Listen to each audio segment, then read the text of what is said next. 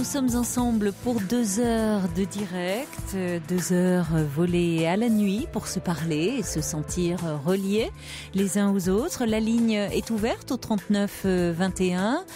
Paul et Jeanne sont là, tout près, à l'autre bout du fil pour vous accueillir, ainsi que Philippe Chartier qui réalise l'émission. Et vous pouvez bien sûr nous joindre, comme tous les soirs, par mail sur le site europe1.fr, ainsi que par SMS au 7 39 21, en commençant tous vos messages, par SMS bien sûr, par le mot « nuit ». Europe 1, Caroline Dublanche. Bonsoir Nicolas. Bonsoir Caroline. Bonsoir. Merci d'avoir sélectionné mon mail. Je vous en prie. Écoutez, moi je vous contacte parce que je suis séparé de ma compagne depuis à peu près 6 mois. On est resté 8 ans ensemble. Oui. C'est une jeune femme qui est très fragile, qui a eu beaucoup de carences affectives dans son enfance. C'est une enfant adoptée. Elle a reporté tout ça sur pas mal de passions très dévorantes.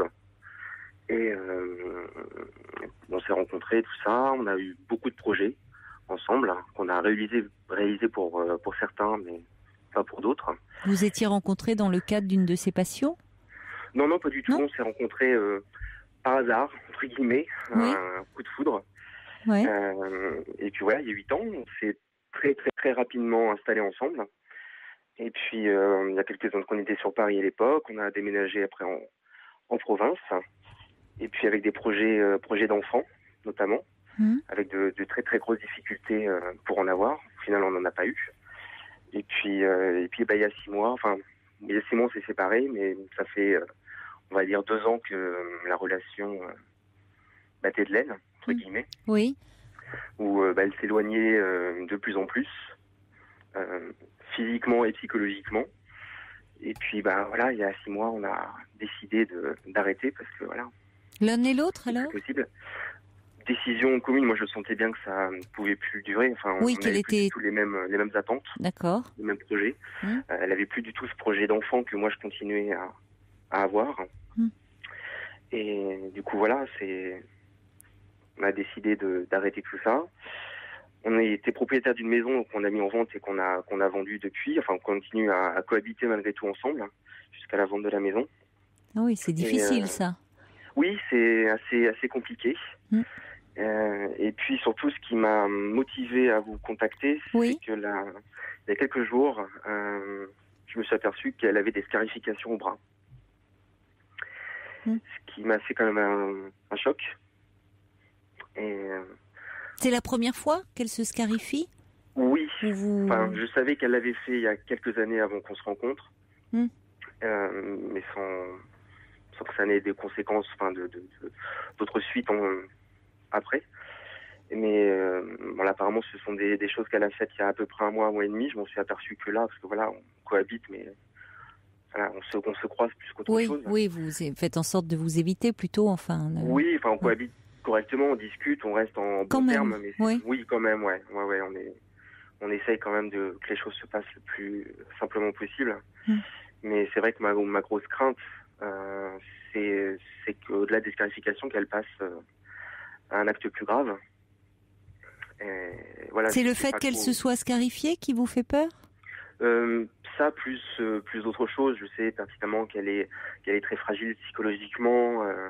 On continue à discuter. On a eu plusieurs fois depuis notre séparation d'assez longues discussions par rapport à son avenir, à ses projets divers et variés. Et ce qui ressort à chaque fois des discussions, c'est qu'elle elle ne peut pas faire de projet, elle doit vivre au jour le jour.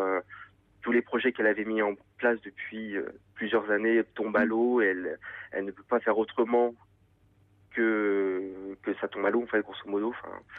Et voilà, elle n'arrive pas à s'investir dans la durée, donc c'est sa façon d'être, de se protéger, de vivre comme ça au jour le jour, pas trop. Voilà. Et c'est vrai que ces scarifications ont vraiment fait. Si vous voulez, sur ce plan-là, uniquement sur ce plan-là, c'est pas parce qu'elle s'est scarifiée qu'elle est suicidaire. Ça n'a rien à voir. C'est c'est le signe évidemment qu'elle va pas bien, mais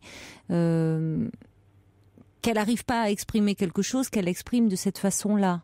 Et ça survient pas non plus à n'importe quel moment, puisque c'est au moment où vous êtes quand même en phase de séparation. Or, se scarifier, c'est quand même s'entailler comme ça, se couper. Il y a quelque chose autour de la séparation. Bon, voyez. Donc, vous en avez parlé avec elle, ou vous avez fait celui qui n'avait rien vu? Non, en fait, quand je m'en suis aperçu, je lui ai demandé ce qu'elle avait au bras.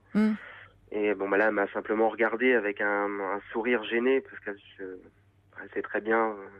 Oui, mais elle était en t-shirt en même temps. Elle était. Oui, elle avait était les en bras. t-shirt. Oui. Elle avait les bras nus. Et Donc, voilà. vous voyez, elle cherchait pas à dissimuler non plus, hein. Non. Quand même. Non, effectivement. C'est important ça, parce que elle aurait pu. Alors, il fait chaud, il a fait chaud ces derniers jours. Bon, c'est vrai qu'elle allait pas se promener avec un col roulé, mais parfois il y a des personnes qui, et c'est plus préoccupant, cherchent à dissimuler comme ça, Oui. et s'associent à d'autres et qui cherchent vraiment. Et je pense notamment à des adolescents qui se scarifient, mais qui font en sorte qu'on le voit pas trop. Et à l'inverse. Il y en a où c'est une façon de montrer, ce qu'ils n'arrivent pas à dire, mais d'attirer l'attention aussi sur eux. Et puis, derrière, si vous voulez, la scarification, ça a plein de choses. C'est aussi souvent les adolescents qui font ça, notamment, ou des adultes, parce qu'il y a des jeunes adultes qui le font, ils disent que c'est une façon de se sentir vivant. Enfin, la douleur qu'ils ressentent à ce moment-là. Ouais. La douleur fait qu'ils se sentent vivants.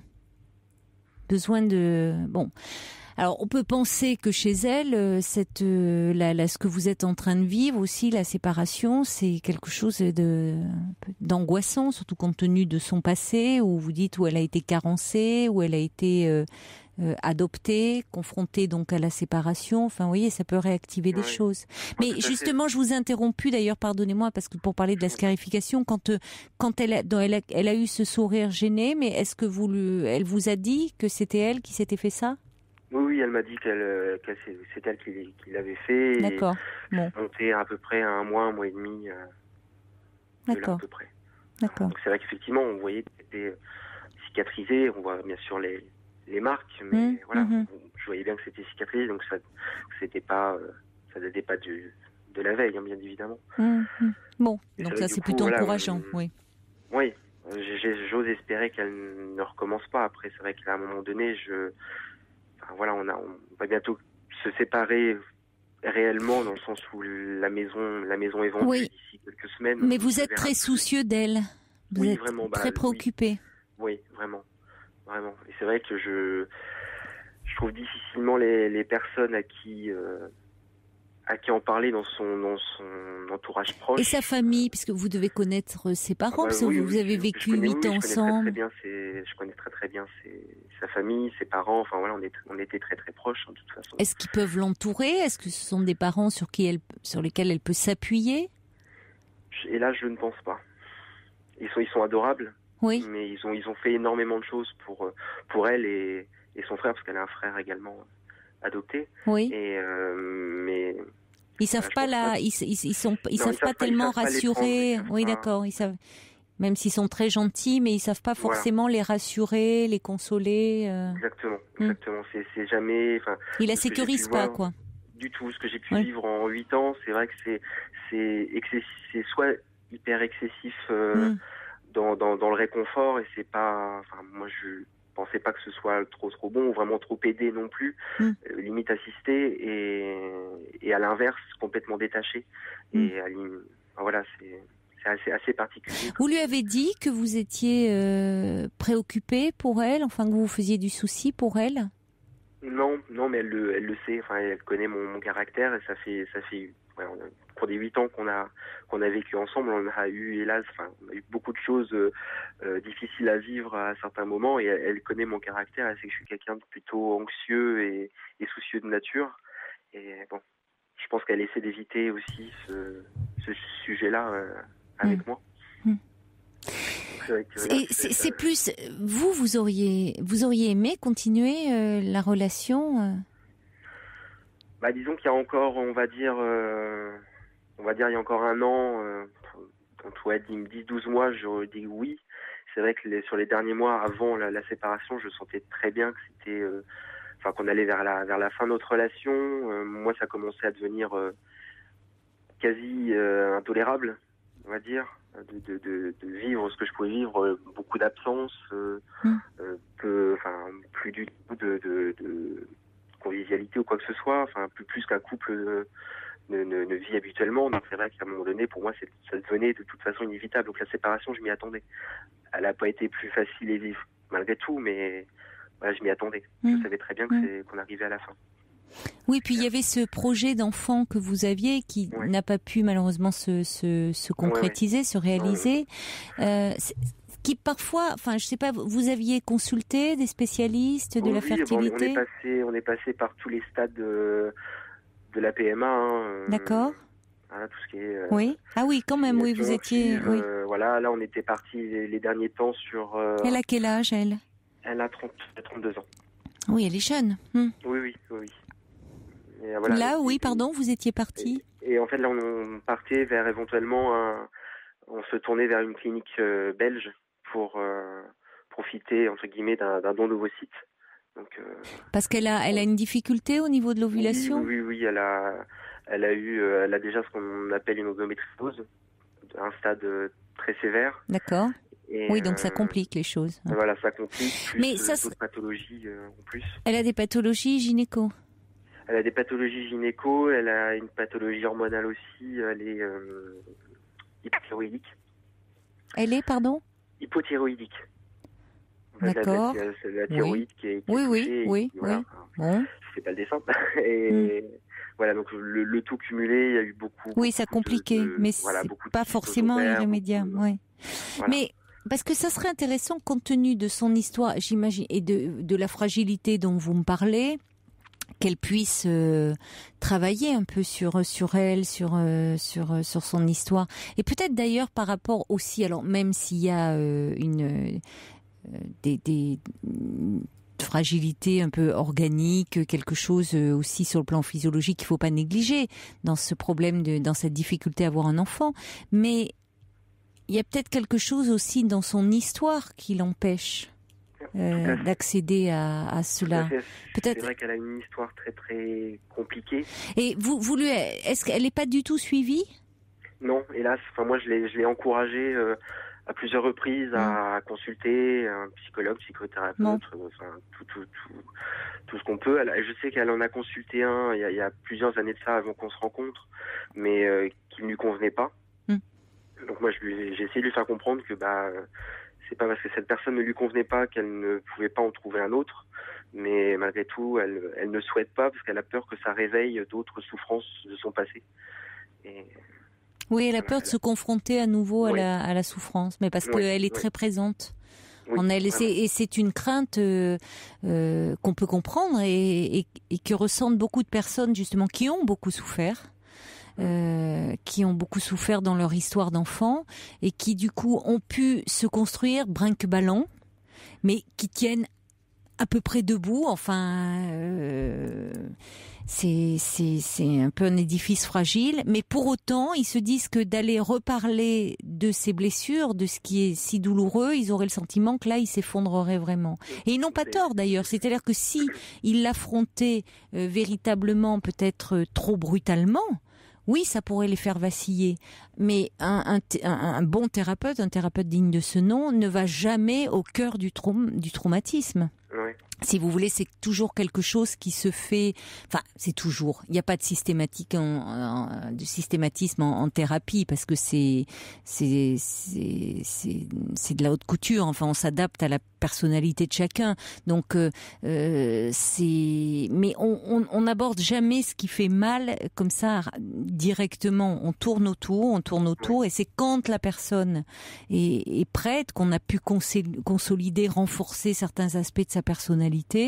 Qu'on peut en parler, voyez. Donc, elle se protège pour le moment. Mais on voit bien qu'il y a des choses que, en tout cas à travers ces scarifications, qu'elle ne peut pas dire et qu'elle exprime de cette façon-là. Pour autant, quand même, rassurez-vous, c'est pas pour ça qu'il y a un risque qu'elle aille plus loin. C'est pas la même chose que de s'entailler les veines, vous voyez. Ça n'a rien à voir. Ça n'a rien à voir. Ça reste malgré tout superficielle. Ce qui ne veut pas dire que, voyez, je pense à des adolescents qui se scarifient, qu'il ne faut pas le relever, parce que on a la possibilité en tant qu'être humain de s'exprimer avec le langage et pas de s'en prendre. On n'est pas des animaux à s'exprimer avec des morsures ou bon, voilà. Donc, mais pour autant, ça ne veut pas dire qu'elle est suicidaire. En tout cas, c'est un terme qu'elle a déjà utilisé en fait en ma présence. Donc quoi? Il y a quelques mois de ça, le mot suicide. Enfin voilà, elle l'a pas clairement exprimé, mais elle a tourné autour du pot. Mais voilà, est-ce qu'elle continue pas? Alors après, reste à voir. Et dans ces cas-là, elle en parle encore?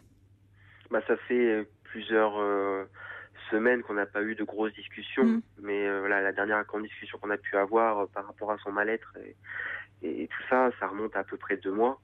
Vous pouvez revenir là-dessus sur le fait de dire quand même que vous êtes préoccupé à juste titre et qu'il y a des choses que vous comprenez qu'elle ait peur de réveiller des souffrances, mais que justement elle est bien consciente que ces souffrances sont là, l'empêchent d'avancer, l'entravent, l'empêchent de construire, de bâtir finalement, de se projeter dans une vie de couple. Elle a quand même, vous avez été 8 ans ensemble, mais au moment où vous voulez un enfant, dans des projets qui sont essentiels pour un être humain, là elle est empêchée. Et c'est dommage parce qu'elle a beaucoup de potentiel, de belles qualités, sinon vous l'auriez pas aimée.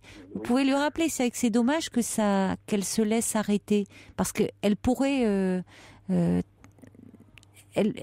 elle pourrait faire quelque chose de ces manques et de ces douleurs. Maintenant, j'ai envie de vous dire, Nicolas, vous ne pouvez pas non plus faire plus parce que vous êtes aussi en même temps en train de vous séparer. Donc vous ne pouvez pas d'un côté vous séparer et la prendre en charge. C'est clair, bah c'est le gros souci qui se pose. C'est que là, je sais que là, d'ici quelques jours, quelques semaines, on ne se verra plus en soi, hormis pour certains détails administratifs et encore. Ça vous inquiète, ça vous préoccupe? Disons, c'est pas que ça m'inquiète, parce que je sais, moi je suis arrivé entre guillemets au taquet de ce que je pouvais faire pour l'aider. Je le ressens, moi ça devient, faut que je sorte de tout ça. Oui, au même instant, vous voyez, je reçois pour vous un SMS de Fabienne qui dit « Je trouve que vous êtes d'une grande sensibilité » et elle dit « Pensez à vous ». Donc vous le ressentez aussi que pour vous c'est important de... vous avez porté beaucoup de choses. J'ai besoin pour moi de quitter tout ça, et en même temps je me dis, il faut que quelqu'un entre guillemets prenne le relais par rapport à ça. Et... Oui, mais est-ce que en même temps, on pourrait se dire aussi, est-ce que c'est pas au moment où elle va se trouver confrontée à elle-même et peut-être au manque, au vide, que c'est ce qui peut l'amener à faire réellement une démarche? Parce que là, on sent que vous étiez un compagnon tellement présent, tellement aimant, attentif à elle. Vous l'avez beaucoup, vous êtes beaucoup occupé d'elle, avec beaucoup de sollicitude, que vous avez dû combler beaucoup de choses, toutes ces carences qu'elle a. Vous voyez, donc c'est vrai que peut-être soit quelqu'un, ça peut être, alors elle rencontre un autre homme et qui jouerait ce rôle, mais bon, tous les hommes ne seraient pas forcément prêts à tenir ce rôle-là aussi, parce qu'il faut avoir les épaules pour, et puis l'histoire qui va avec, pour supporter, faire avec quelqu'un qui est d'une aussi grande fragilité, voyez. Et puis finalement, elle grandit pas. Dans ces cas-là, je dis pas que vous l'avez pas aidé, voyez, et que vous l'avez pas, vous avez pas réparé certaines choses en l'aimant comme vous l'avez aimé, c'est pas du tout ce que je veux dire. Mais peut-être qu'il faut aussi miser sur le fait qu'elle peut aussi faire quelque chose pour elle. Oui. En tout cas, vous avez fait tout ce qui était dans votre possible, en l'aimant déjà, de toute façon, vous n'étiez pas en l'aimant, en ayant vécu 8 ans ensemble, ce qui est une longue histoire, en ayant tous ces projets de vie. Bon, il y a quelque chose, à un moment où vous n'avez pas pu devenir parent, ça dit quelque chose aussi, je pense. Et où vous sentez que vous êtes arrivé, vous étiez arrivé à un point de rupture où cette relation vous aurait fragilisé, vous. Voyez, donc il est important que vous aussi, par rapport à ces projets que vous aviez, à ce désir aussi de construire un couple, de fonder une famille, que vous ne vous essouffliez pas et que vous ne vous épuisiez pas avec quelqu'un qui, pour des raisons liées à son histoire, n'est pas prête. De toute façon, j'étais dans cet état d'esprit, de toute façon, effectivement, à la fin de la relation. J'étais en plein épuisement psychologique et même physique. Enfin, voilà. On vous sent très responsable. Vous vous sentez très responsable d'elle. Comme si elle avait pas de... Vous voyez, comme si elle était encore cet enfant abandonné, qui n'avait pas de famille autour, d'amis, pas de structure, qui était encore une enfant. Alors, vous avez senti certainement approcher de très près cette fragilité. Pour autant, c'est quand même aujourd'hui une jeune femme. Et qui a pu... vivre cette histoire d'amour avec vous, qui a pu... Donc, il faut aussi miser sur ses ressources et puis sur le fait qu'elle a un environnement familial qui est ce qu'il est. Vous dites ses parents sont peut-être pas très sécurisants, mais ils l'aiment quand même, ils sont présents, ils sont adorables. Bon, vous voyez, donc, vous allez passer le relais. Vous allez passer le relais. Et vous occuper de vous. Oui, c'est aussi pour ça que je souhaite passer le relais. Enfin, là, j'avais l'intention... Parce que elle a une assez grande famille, assez nombreuse autour d'elle, enfin beaucoup d'oncles et de tantes, etc. Et c'est vrai que je sais, il y a un de ses oncles avec qui elle est très très proche. Et c'est vrai que je me posais la question de lui faire part de mes inquiétudes et tout ça, surtout le fait que voilà, moi je vais m'éloigner de tout ça. Et alors c'est... Des fois, je me dis, c'est peut-être l'âge de ma part de vouloir passer ce relais et m'extirper. Mais pas du tout. Ah non, ça n'a rien à voir avec de la lâcheté. C'est-à-dire qu'à un moment, ce n'est pas votre enfant. Oui. Vous n'êtes pas responsable de toute son histoire. Vous avez fait un grand bout de chemin ensemble. Et à un moment, elle s'éloignait, vous étiez devenus, comme deux personnes qui cohabitent sous le même toit. C'était plus possible. Vous abîmiez l'un et l'autre dans cette histoire. Oui. Et c'est plus. Au contraire, c'est plus sage et plus mature de savoir se séparer, même si c'est bien sûr douloureux de se séparer et de quitter quelqu'un pour qui vous avez encore beaucoup d'affection, beaucoup de tendresse et beaucoup d'inquiétude aussi. Si ça vous tient, c'est... Bon, c'est ce qui vous a aussi certainement ému chez elle, sa fragilité, et qui aujourd'hui est un lien. Mais bon, vous savez, elle peut aussi...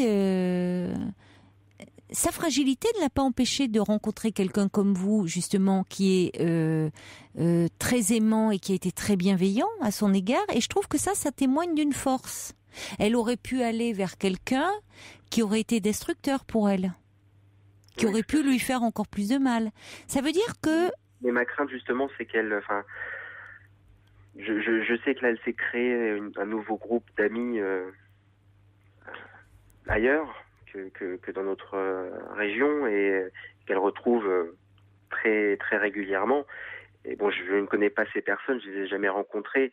Je sais qu'elles m'en parlaient de temps en temps, des uns ou des autres, etc.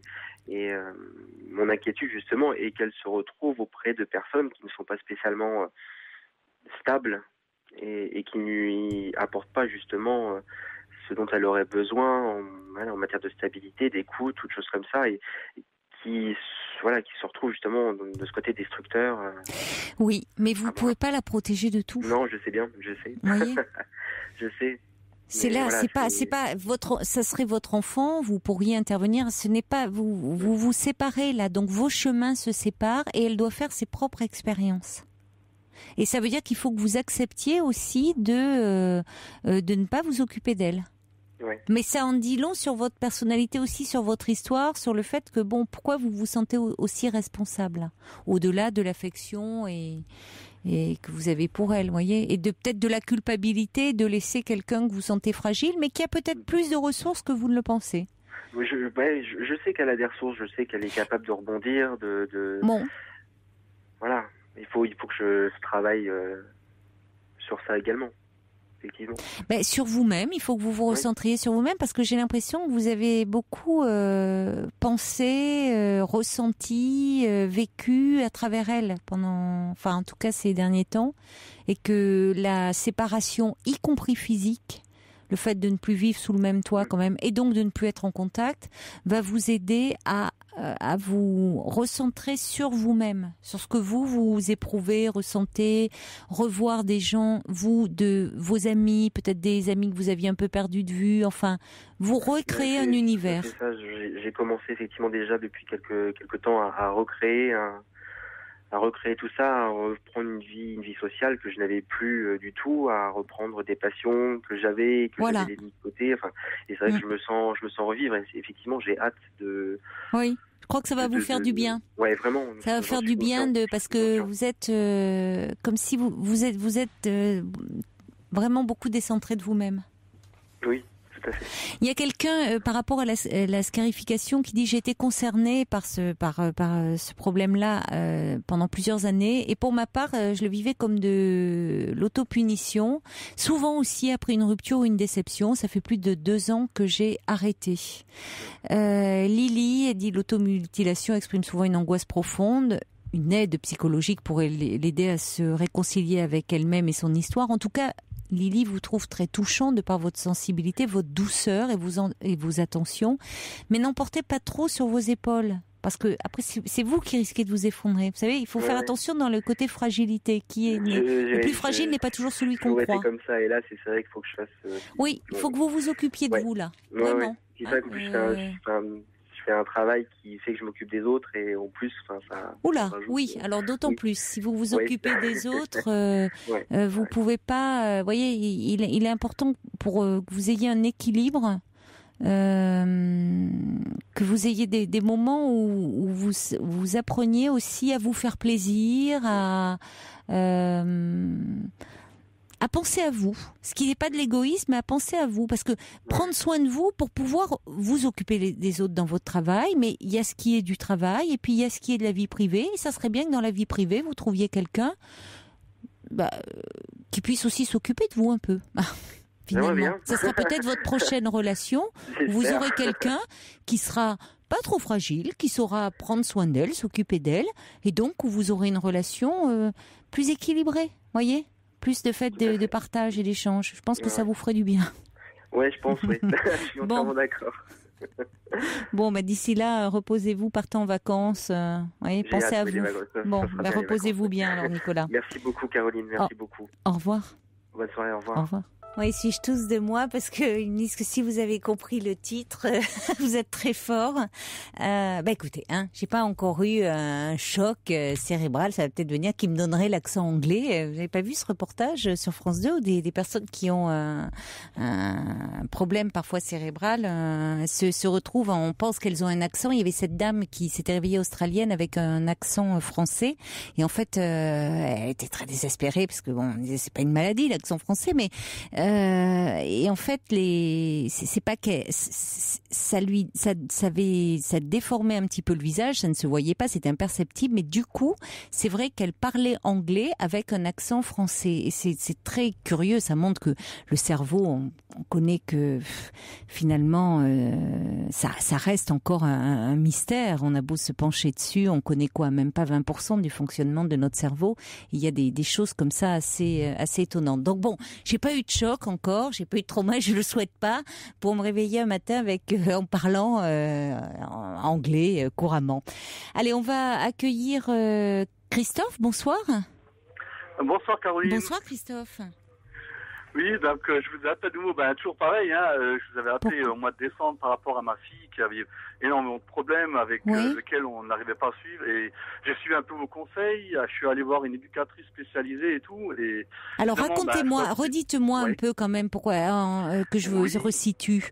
Votre fille. Donc c'était à l'époque, au mois de décembre, ma femme elle craquait tous les soirs parce que elle était toujours très effrontée, elle parlait de se suicider, elle se donnait des coups de compas dans les bras, et on n'arrivait plus à savoir quoi faire avec elle, quoi. Donc à l'époque, en plus, comme je vous avais expliqué, elle était très attachée à son chien qui était mourant, et il est justement mort le 1er janvier. Donc ça a donné encore un coup de plus encore au moral. Je comprends. Oui. Ouais, donc, elle avait connu tout petit, elle avait toujours connu ce chien. Voilà, exactement. Elle a quel âge? Elle est ado, votre fille, hein? Elle est jeune ado. Elle va avoir 14 ans au mois de novembre. Oui. Oui, vous étiez très inquiet par rapport à ça, par rapport au fait que vous aviez découvert un problème chez ce chien âgé et que votre fille le supportait très très mal. Bon. Ah oui, elle supporte très mal. Là. D'ailleurs, même ma femme, elle a même mis dans le salon un hôtel avec sa photo, avec un chapelier. Votre fille a fait ça? Votre fille? Non, c'est ma femme qui a fait ça, c'est ma femme. C'est ma femme, parce qu'elle était aussi très attachée au chien et elle met une chandelle tous les soirs avec la photo à côté de lui. Ah ouais, c'est vraiment un rituel. Hein. Tous les soirs, il a droit à sa petite chandelle, le chien. Donc, et donc, j'ai suivi vos conseils. À l'époque, je suis allé voir, donc au début, je devais aller voir un pédopsychiatre et ma femme a un peu refusé. Comme je vous avais expliqué à l'époque, elle était un peu réticente à tout ce qui est psychologie, tout ça. Et votre femme? Ouais, ma femme, elle était contre. Donc, j'avais pris un rendez-vous que j'aurais dû avoir au mois de le 16 janvier et finalement, j'ai annulé le rendez-vous. Et donc après, ça s'est encore plus mal passé. Donc moi j'ai pris les devants et j'ai repris rendez-vous. Et par contre, je suis allé voir un centre d'ados pour parents en difficulté. Donc je suis allé les voir eux sur Forbach, à côté de chez moi. Et donc du coup, ça fait depuis environ début mars que je suis suivi avec elle tous les 2 semaines. Elle va voir l'éducatrice, elle se confie à elle et tout. Et quand elle sort de là-bas, elle est très bien. Ça dure 2-3 jours et après c'est une tornade à la maison, quoi. Une tornade, c'est-à-dire? Là, j'ai été convoqué en tout temps 2 fois au collège. Elle a eu une mise à pied parce qu'elle a mis des photos de ses professeurs sur Facebook et ils ont failli porter plainte pour ça, droit d'image, tout ça. Donc j'ai réussi encore à arranger les angles avec le collège et tout. Là, on était en repas de famille il y a 2 semaines. Toute la famille complète, le repas a été gâché parce qu'elle a fait une crise. Elle a cassé des nains dans le jardin. Elle a fait l'hystérie, quoi. Hein. Donc voilà, quoi. Donc là, on sait plus quoi faire. Hein. Donc là, j'étais encore hier chez l'éducatrice. Ça s'est très bien passé. Elle supporte peut-être plus les nains de jardin. Ouais, c'est peut-être ça aussi, ouais. Ouais, c'est peut-être ça. Mais, voilà, quoi. Mais, là...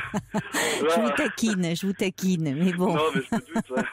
Non, mais bon, dire que le repas familial, on était comme une quinzaine et le repas était... Mais c'était chez qui? C'était chez vous ou c'était dans la famille? C'était chez ma belle-mère, là où justement elle est très fusionnelle avec. Avec sa grand-mère. Ouais. Et c'était votre belle-mère qui collectionnait les nains de jardin? Oui, c'est ça. Mais c'était son jardin, elle. Oh là là, oui, alors oui. Et pourtant, elle adore sa grand-mère. Eh ben justement, j'allais vous dire parce que normalement elle devait dormir samedi chez elle et là on allait la récupérer cet après-midi parce que ma femme travaillait moi aussi. Oui. Et donc elle nous a dit écoutez samedi finalement je prendrai pas Amélie parce qu'elle est insupportable. Malgré qu'elle est fusionnelle avec elle, elle a dit je la supporte plus. Ben oui, mais il faut dire qu'elle lui a détruit ses nains de jardin, donc je comprends, elle doit être en colère après. C'est sûr que si elle les avait amoureusement mis un peu partout dans le jardin et que la petite fille lui détruit tout, il y avait de quoi pas être content. Il faut revoir Amélie Poulain. Hein. Mais non, mais oui, c'est. Alors quand c'est bien, c'est vous qui y allez, c'est pas votre femme, elle y va pas dans le centre. Elle est complètement réticente. Hein. Là, je l'ai barattinée à plusieurs reprises. Le problème est là. Hein. A voulu à chaque fois la voir. Elle veut pas venir avec. Il n'y a rien à faire. Hein. Et je vais vous dire, je vais être honnête avec vous. Quand j'ai téléphoné chez vous, je lui en ai parlé. Elle m'en a voulu presque. Hein. Elle dit tu racontes à toute la France tes problèmes. Tu n'arrives pas à gérer ta fille, machin. J'ai dit écoute, je préfère mieux appeler, peut-être avoir des conseils. Mais moi je trouve que si. Oui, mais je trouve que si finalement, comme vous dites, vous vous rendez compte que elle pose des problèmes de comportement. Et quand même, pas n'importe lesquels, parce que je me souviens bien quand vous aviez appelé, elle parlait quand même de suicide, elle se mettait des coups de compas dans le bras, enfin, il y avait quand même de la violence qu'elle retournait contre elle, donc elle était en souffrance, il fallait faire quelque chose. Et ce qui pose question, c'est justement que votre femme, elle... ferme les oreilles à ça, enfin, comme s'il y avait quelque chose qu'elle pouvait pas entendre, elle minimise. Elle est dépassée en même temps, c'est-à-dire que évidemment elle dit que elle sait plus quoi faire face à cette jeune fille qui dites-vous est une tornade à la maison, mais en même temps c'est comme si elle fait la politique de l'autruche, on met la tête dans le sable et on attend que ça passe, comme si ça allait passer tout seul. Or vous avez raison. Ça passe rarement tout seul, ça. C'est-à-dire que, parce que il peut y avoir une surenchère sinon. D'autant plus si elle voit que les adultes autour d'elle ne réagissent pas. Comment expliquez-vous que votre femme ait tellement peur d'aller demander une aide à l'extérieur ou d'aller parler? Est-ce que ça a trait à son histoire, à elle? Quand elle était adolescente? Elle est très stable, ses parents s'entendent très bien, jamais eu de dispute ou de divorce. Non, ce côté-là avec ses frères et sœurs, ça se passe très bien aussi. Non, j'ai l'impression que c'est plutôt, elle a peur de se dire, merde, tu parles à hauteur pour élever mes filles, quoi. Parce que j'ai mes deux autres filles encore derrière, et avec eux, ça se passe très très bien. Ah oui, vous pensez que c'est cette peur-là? Oui, elle doit se dire, je suis dépassée, je suis pas capable. Voilà. D'accord. Oui, voilà, vous avez raison. Il y a beaucoup de parents qui, à ce moment-là, quand les enfants peuvent poser problème, c'est-à-dire à l'adolescence, n'osent pas vraiment faire une démarche parce qu'ils le vivent comme un échec. Ils se disent, voilà, on est obligé d'aller voir des spécialistes et autres, c'est qu'on est nul, on n'assure pas, alors que ça n'a vraiment rien de déshonorant. Parce que d'abord c'est très compliqué d'élever un enfant, d'éduquer un enfant, et d'autant plus d'être parent, parce que on est tout ce qui arrive à l'enfant touche les parents de très très près.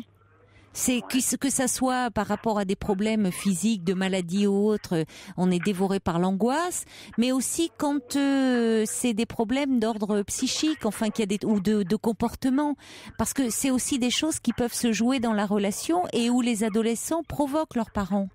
Donc, au contraire, je trouve très bien de votre part de pas hésiter à demander de l'aide comme vous le faites. Ouais, c'est ce que l'éducatrice a dit aussi. Elle me dit, pareil, elle me dit que c'est très rare que c'est un père de famille qui vient justement je trouve. à ce centre. C'est ce qu'elle m'a dit. C'est vrai, c'est vrai. Que vous prenez conscience, quoi. C'est très rare et surtout c'est vrai qu'on voit quand même moins les pères en consultation parce que on voit les pères, la nouvelle génération des pères s'occupe beaucoup des petits. C'est vrai qu'ils sont formidables avec les bébés. Enfin, ils sont présents pour les biberons, les couches, même les nuits. Enfin bon, ils sont présents. Mais c'est vrai que après, quand on voit que l'enfant grandit, souvent on voit les mères à nouveau au collège, au lycée, les réunions parents-professeurs, c'est de nouveau beaucoup plus les mères. Et c'est bien, je trouve, quand il y a des pères comme vous qui s'impliquent et qui s'investissent. Moi, je vais vous dire, l'éducatrice, ma fille s'était confiée à elle. À l'époque, elle lui avait dit même qu'elle arrivait mieux à parler avec moi qu'avec ma femme, quoi. Quand il y avait des problèmes, c'est vrai que moi, je pète un plomb sur le coup. Et après, une fois que l'orage est passé, je fais la morale et tout. Et chaque fois, elle me promet. Le problème, c'est ça, c'est qu'elle promet toujours de belles paroles. Elle va nous faire des belles lettres le lendemain sur la table posée. Je m'excuse et tout. Je sais que je me suis emporté, c'est de ma faute. Je promets. Et ça dure toujours 1 ou 2 jours. Et puis voilà. Quoi. Et oui, parce que elle est mignonne, quoi. Elle est gentille. Après, elle s'en veut certainement parce qu'elle se rend compte de ce qu'elle a pu faire et ça la fait culpabiliser. Donc c'est pour ça qu'elle vous fait des déclarations d'amour par lettre, enfin parce qu'elle vous aime et elle a peur peut-être que vous la rejetez ou de vous perdre, même si elle est inquiète après coup. Mais elle est impulsive. C'est-à-dire que ça doit être une enfant très émotive, très sensible et qui du coup est très impulsive. Mais vous avez raison, pour autant, ça veut pas dire il faut pas tout la laisser faire comme ça. Et du coup, c'est important qu'elle ait un cadre et que plus elle pourra parler de ce qui la touche, de ce qui l'angoisse, de ce qui l'inquiète, moins on la laisse livrer à ces débordements comme ça, où du coup, là, elle, comme vous dites, c'est une tornade. Mais parce que quand on est les enfants ou les adolescents qui sont comme ça souvent hyper agités, c'est souvent parce qu'il y a après tous les cas de figure, mais souvent il y a beaucoup d'anxiété derrière.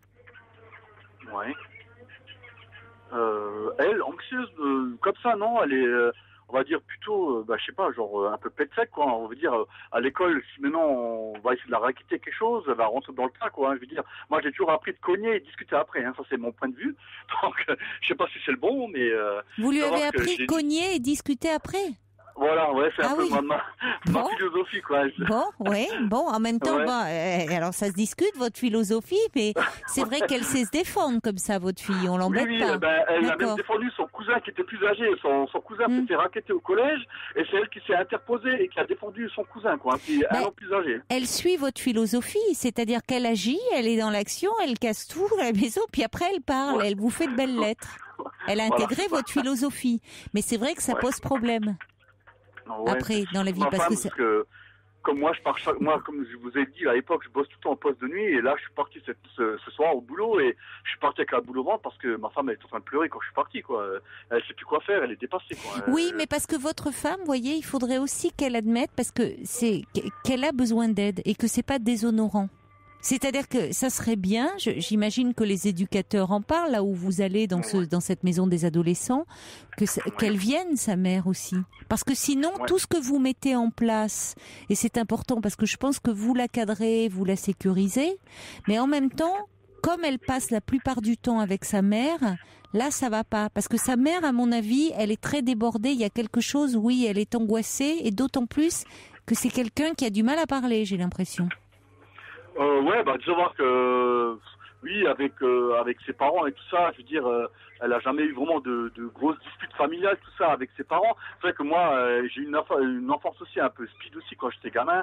Avec mon père, ça se passait pas très bien quand j'étais gamin. À l'âge là, je me rappelle très bien. Et pourtant, maintenant, avec mon père, je me comprends très très bien. Mais c'est vrai qu'à une époque, quand je vois un peu ma fille, je vois un peu moi à mon époque, quoi, à son époque à elle. Oui, c'est pour ça que vous la comprenez bien. Ouais, voilà, vous comprenez bien ce caractère, c'est-à-dire un peu soupolé.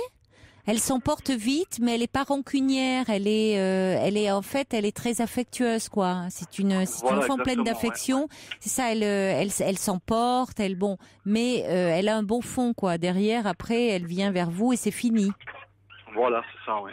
Donc, c'est pour ça que là maintenant je sais pas parce que ma femme m'en parlait même, elle me disait ouais si on continue on va essayer de la mettre en pensionnat ou parce qu'elle est tellement dépassée que. Oui, mais là il faudrait quand même que vous insistiez auprès de votre femme de dire bon. C'est pas grave d'être dépassé, ça arrive à beaucoup de parents, et justement, à un moment, plutôt que de laisser la situation s'envenimer, elle est paradoxale, votre femme, elle dit, bon, on est dépassé, mais il faut pas aller en parler, elle vous reproche d'aller en parler aux éducateurs, et en même temps, elle veut la mettre en pensionnat. Donc à un moment, hop, on règle le problème en la mettant comme ça à distance. Bon, pourquoi pas ? C'est vrai que, mais c'est bien, ça marche mieux quand c'est l'ado lui-même qui est demandeur. Vous voyez, elle peut peut-être essayer quelque chose avant. Ouais, je sais, j'avais écouté l'émission où vous parlez justement avec des personnes justement qui avaient placé leur enfant aussi en pensionnat et c'était pas très bien passé. C'était il y a quelques mois en arrière, j'avais pensé aussi ça. Ça dépend, ça peut bien se passer, mais je trouve que elle peut pas dire. Pointez-lui un peu cette contradiction. Ce côté de dire, en même temps, elle ne veut pas demander l'aide, consulter, faire une démarche. De quoi a-t-elle peur ? Parce que peur que, d'accord qu'on dise qu'elle n'est pas à la hauteur, mais enfin, les professionnels, ils sont là pour l'aider et que la relation s'apaise. Bon, et des parents en difficulté, c'est leur métier, ils en voient tous les jours. Bon, et qu'elle parle un peu autour d'elle, elle va se rendre compte que des parents qui ont des ados, beaucoup se sentent dépassés et en difficulté. Vous n'êtes pas les seuls. Oui. Bon, mais pour autant, donc là, elle veut régler le problème en l'envoyant en pensionnat. Mais enfin, bon, à un moment, elle rentrera du pensionnat. Vous voyez, ça serait important. Je pense que c'est le coup de la colère qu'elle dit ça. Je pense qu'elle pense pas. On n'a pas fait des enfants justement pour s'en débarrasser. Donc, non, mais après tout, parfois, il vaut mieux qu'ils soient en internat, si ça se passe bien. Parfois ça arrive que ça se passe bien plutôt que la situation s'envenime et que votre femme pleure, votre fille après elle est malheureuse, elle se culpabilise. Mais à un moment, il faut dire qu'au moins elle essaye, qu'elle fasse une démarche parce que ça peut porter ses fruits. Alors que là, par rapport à sa fille, elle lui renvoie l'image d'une mère qui n'en peut plus, qui est épuisée, qui était débordée et qui peut plus faire face. Alors que c'est pas honteux, c'est pas déshonorant de dire je ne m'en sors pas et on va consulter ton père et moi, on va essayer de parler, de faire en sorte que la relation s'améliore. Ouais, je vais essayer de voir ça avec elle. Parce que sinon, elle se reporte trop sur vous, je trouve. Parce que d'une certaine façon, peut-être que ça l'arrange, que vous fassiez la démarche. Et après, comme vous dites, vous partez la boule au ventre au travail. Mais vous n'êtes pas toujours là, c'est votre travail, vous voyez ça. Et puis elle dit, elle en peut plus, elle n'arrive pas à gérer. Mais ça serait bien aussi qu'elle se demande, parce que c'est vrai que c'est pas la même relation mère-fille et mère et fille-père. Il y a plus de compétition, il y a plus de rivalité dans la relation mère-fille. Alors elle est peut-être d'autant plus dépassée qu'elle n'a pas eu de relation conflictuelle avec ses parents. Oui, donc elle espérait que ça serait pareil pour sa fille. Mais bon, les histoires sont différentes. Encouragez-la quand même à en parler. D'accord.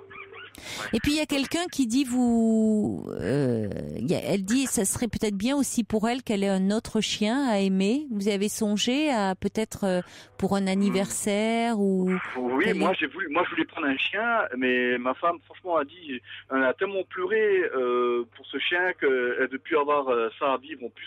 Comme dit, ça arrivait vraiment le nouvel an, quoi, le lendemain le 1er janvier, quoi. C'est vrai que c'est moi qui allais seul, justement, le faire piquer parce que le chien, il était en souffrance, mais vraiment, au stade final. Et je suis allé tout seul, justement, le jour-là, ramener le chien, le faire piquer, quoi. Donc, d'autant plus, c'était très dur pour moi. Vous portez beaucoup de choses, hein. Je trouve qu'on vous fait porter beaucoup de choses.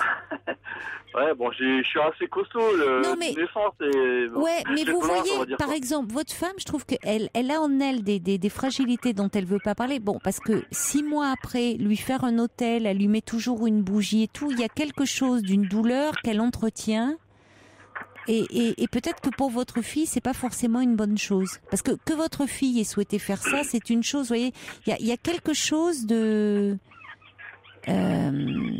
On se demande peut-être que votre fille sent aussi que sa mère est pas bien et que c'est pourquoi finalement j'ai l'impression que quand vous êtes là ça se passe mieux et c'est quand elle se trouve avec sa mère que ça tourne vinaigre là.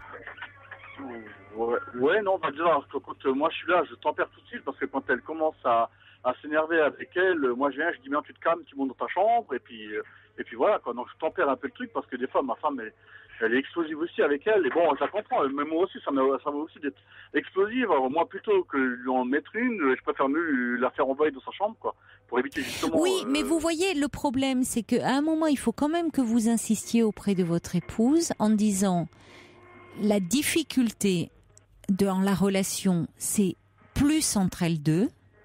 Il n'y a pas qu'entre elles deux, hein. Il y a aussi, j'entends bien, au collège et tout ça. Mais quand même, à la maison, c'est plus entre elles deux qu'entre vous et votre fille. Et c'est vous qui êtes le moins en difficulté, qui amenez votre fille. Donc, est-ce qu'elle a vraiment envie, votre femme, que sa fille, elle change, que ça évolue? Posez-lui la question.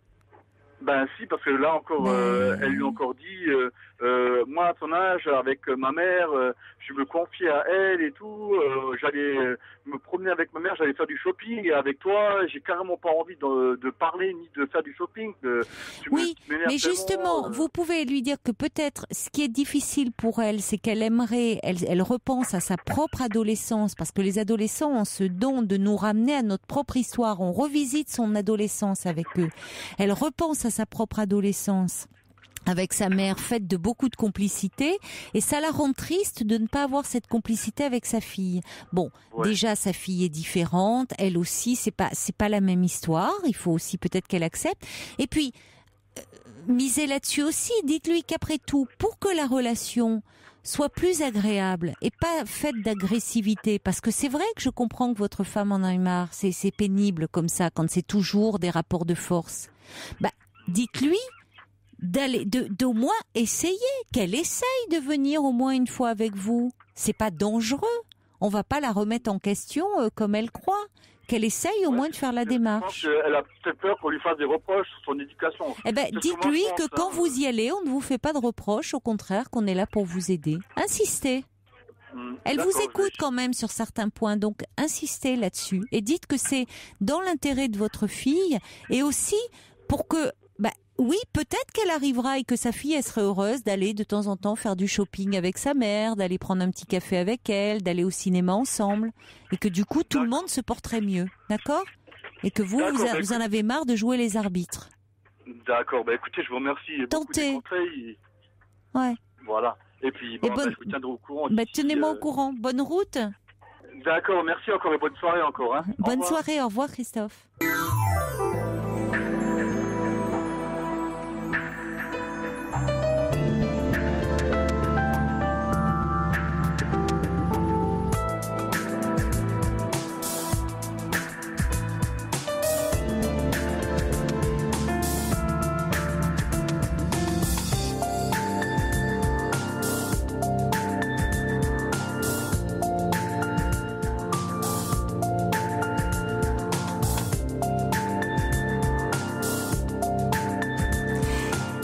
Encore pendant 1 heure, vous pouvez prendre la parole au 39 21 pour me parler de vous et de tout ce qui fait votre vie.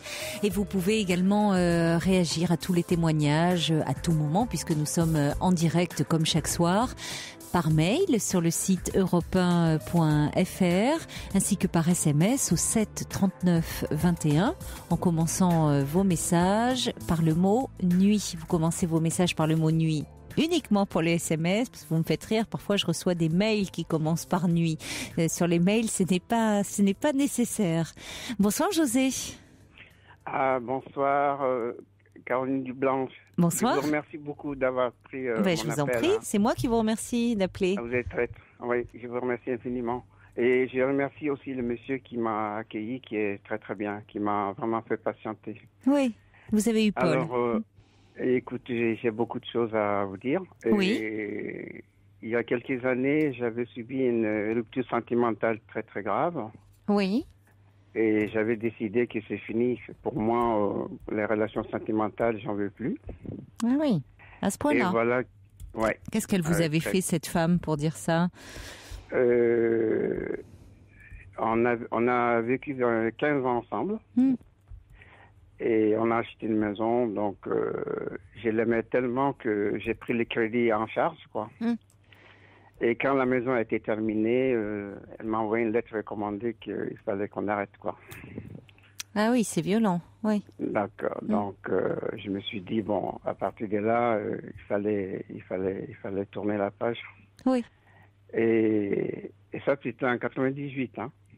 Ah oui. Et là, depuis, j'étais vraiment en année sabbatique, quoi. Je ne regardais plus personne, aucune femme. En année sabbatique sur le plan sentimental. Ouais, j'avais dit, je mets une croix, quoi. Je mets une croix. Oui, vous étiez très blessé.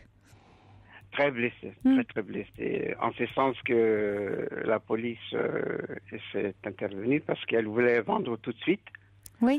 Soit je lui donne sa part, soit elle vend, quoi. Et je n'avais pas le moyen de vendre, donc... Et pourquoi la police était intervenue? Parce qu'il fallait que je parte. Oui. Voilà, oui, ça s'est mal terminé, oui, c'était moche. Voilà, très mal terminé. Oui, donc, voilà la raison pour laquelle j'avais dit c'est terminé. Oui. Et voilà, il y a 1 an, dans mon travail, une personne arrive qui est rentrée dans ma vie comme un courant d'air. Moi qui étais blindé, quoi. Je n'ai pas résisté. Donc, j'ai tout fait pour la séduire. Oui. Et c'est pour ça que je vous demande, est-ce que le coup de foudre existe à sens unique? Qu'est-ce que c'est que la passion, quoi? Qu'est-ce qui m'arrive, quoi? Oui. Parce que vous pensez, vous êtes tombé éperdument amoureux de cette femme, mais de son côté, vous pensez que ce n'est pas partagé. Comment? Non, que de la gentillesse de sa part, quoi. D'accord. Bon. Et donc, elle ne dit jamais non, mais quand je parle des sorties, des dîners, elle passe à autre chose. Oui, elle fait un peu comme si elle n'avait pas entendu, enfin elle zappe. Voilà. D'accord. Donc quand vous dites qu'elle dit jamais non, elle dit pas non, mais enfin ça revient au même. Parce que elle ne dit pas oui non plus. Voilà. C'est-à-dire, elle dit pas carrément je vais pas aller manger avec vous, quoi. Mais elle passe à autre chose. Alors ça, pour moi, c'est pas un non, quoi. Enfin, quand on est amoureux, c'est pas un non. Et oui. Et donc, j'ai compensé par des cadeaux. Je lui faisais plein de cadeaux. D'accord. Et à un moment donné, 6 mois après, elle me dit, écoute, arrête de me donner des cadeaux. Au bout de 6 mois, elle vous a dit ça? Voilà. Elle m'a dit, elle les acceptait pendant ce temps? Ouais. Mais il faut dire que quand elle disait non, je mettais dans son sac. Parce qu'on travaillait ensemble. Oui, vous lui forciez la main quand même, oui. Voilà. Oui, donc d'accord. Donc elle pouvait pas. Après, elle se disait qu'elle risquait de vous blesser si elle voulait ramener, quoi. Voilà. Comme on travaillait ensemble, donc je profitais de l'occasion de déposer sur son sac. Oui. Elle les prenait, elle l'amenait, quoi. Oui. Donc j'ai arrêté de donner des cadeaux. Oui, vous avez bien fait. J'ai resté très très gentil avec elle. Elle très très gentille avec moi. Oui. Et ce qui m'amène à vous appeler, il y a dans notre équipe, il y a 2 jeunes, parce que nous, on est de la même génération, hein. Elle a 45 ans, on est de la même génération. Et ces 2 jeunes-là ont la trentaine. Oui. Qui font partie de l'équipe, qui viennent de temps en temps travailler avec nous. Et puis j'ai senti que, vous savez, quand on aime quelqu'un, on guette tous ses faits et gestes. Elle, c'est tous ses faits et gestes vis-à-vis des autres hommes, je regarde. Oui. Et j'ai vu qu'elle devenait une gamine quand il y avait ces deux jeunes. Elle s'est transformée, elle était métamorphosée, quoi. C'est-à-dire qu'elle s'amusait beaucoup, elle riait avec eux? Voilà, comme une fille de 15 ans. Oui. Elle allait une femme de 45 ans qui va trifouiller des jeunes de 30 ans... c'est très étonnant, non? Elle va pas trifouiller. Vous dites, elle s'amuse. Elle tirait les cheveux, elle passait la main dans les cheveux, vous savez, tout ça, devant moi, quoi. Et je lui ai dit vous avez beaucoup d'importance pour moi, et je ne voudrais pas que vous vous comportez comme ça avec des gens qui ont 15 ans de moins que vous, quoi. Ouh là là, vous lui faisiez la morale, là. Ouais. Ouais. Alors. Comment elle a réagi? Elle a dit que non, ils sont très professionnels, je les admire et tout. Mais il n'y a pas de... Mais mais là vous réagissez en mari jaloux, José. Ouais. Vous vous en rendez compte d'ailleurs, c'est-à-dire comme si cette femme était à vous et vous êtes blessé, qu'elle puisse avoir un comportement, même pas de séduction d'ailleurs, mais où elle s'amuse, elle est un peu taquine avec d'autres collègues. Vous vous sentez en rivalité avec d'autres hommes et qui plus est plus jeunes que vous, et où elle retrouve certainement, il n'y a pas d'enjeu forcément, c'est-à-dire qu'elle s'amuse avec eux. Vous voyez, elle joue, mais elle s'amuse comme on peut parfois rigoler entre collègues. Non, il est arrivé les 17 un danger, ce que je craignais. Ben oui, mais ça... les 17 du mois là, il y a quelques jours là. Et donc, parmi ces jeunes, il y en a 2, il y a un qui est arrivé, quoi, hier, les 17 là. Il vient, on était en plein travail, quoi. Il lui dit, tu viens avec moi, parlant de celle que je vous parle. Oui, là. Votre collègue. Donc les jeunes lui disent, viens avec moi. Et je lui dis, mais écoute, on est en plein boulot. Là, non, viens. Donc, elle suit les jeunes. Vous n'allez pas me croire, hein, donc j'ai dit, moi aussi j'ai laissé le travail, et puis je les ai suivis à distance. Et ils sont allés dans son bureau, ils se sont enfermés. Donc j'ai fait Eva, elle vient dans le couloir, et puis après au moins 45 minutes, elle est sortie. Les visages défaits, pas de maquillage, donc vous voyez ce que je veux dire? Ah, vous pensez que c'est allé plus loin entre eux? Oui, d'accord. Bon. Ouais. Donc, quand elle m'a vu, elle a couru dans les toilettes pour se faire un peu plus belle, quoi. Et là, depuis ça, je suis pas très très bien du tout, quoi. Oui. Qu'est-ce que vous ressentez? D'abord, je l'ai vomi. Excusez-moi du mot, c'est un peu vulgaire, hein. Il y a quelque chose qui est sorti en moi. Vous l'avez vomi et vous vous sentiez, ressentiez de la haine, quoi. Enfin, vous lui en vouliez beaucoup. Voilà, vous avez trouvé les mots. Oui. Et malheureusement, je n'ai plus de, comment on dit ça, je n'ai plus de désir pour elle. Ben, tant mieux. Elle compte encore pour moi. Pourquoi? Expliquez-moi pourquoi elle... Parce que vous avez été très épris de cette femme. On voit bien, vous vous comportez comme si vous étiez son compagnon et extrêmement jaloux. Et vous réagissez en homme blessé. Vous avez un rapport hiérarchique avec elle, de Angie? Non, hein? Vous êtes collègues? Non, pas trop. Ça veut dire quoi, pas trop? Oui ou non? C'est-à-dire qu'elle était médecin dans son pays et son diplôme n'a pas été reconnu ici. Oui. Donc, on fait le même métier, quoi. Elle accepte de faire quelque chose qui n'a rien à voir. Vous n'êtes pas son supérieur? Non. D'accord. Non, on est vraiment à égalité à ce niveau-là. Oui. On est à l'égalité. Oui. Mais celui le jeune homme qui a fait ça les 17 est quand même au-dessus de nous sur les plans. D'accord. Bon, ça la regarde.